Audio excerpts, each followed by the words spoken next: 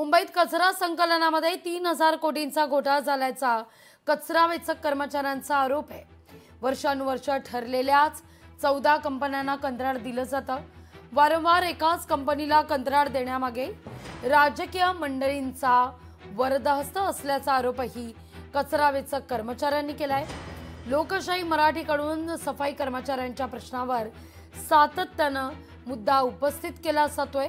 दरम्यान मुंबई स्वच्छ करण्याच्या गप्पा करणाऱ्या आदित्य ठाकरेंच्या वरई वॉर्डमध्ये मात्र कचऱ्याचं साम्राज्य आहे। कचऱ्याच्या या ढिगामुळे दुर्गंधी पसरलेली आहे। त्यामुळे स्थानिक डॉक्टरांसह नागरिकांनी सुद्धा या सगळ्यावर नाराजी व्यक्त केली आहे। दिवसभर कचरा पडलेला असतो आणि समोरचा गेट पण बंद होतं, तर जे पण पेशंट येणार आहे, जे पण लोक येणार आहे, आम्हाला दिवसभर याचा वास, याचा त्रास, पूर्ण अनहायजिनिक आमचे पेशंट येतात, आम्हालाही त्रास होऊन राहिला या गोष्टीचा। कचरा असाच असतो नक्की। And we really want to, आम्हाला खरंच काहीतरी याच्याबद्दल करणं खूप आवश्यक आहे। नाही आता मी एवढं काय ह्याच्यात नाही, पण मला ह्याचा खूप त्रास होऊन राहिलाय, मला ते म्हणणं खूप गरजेचं आहे।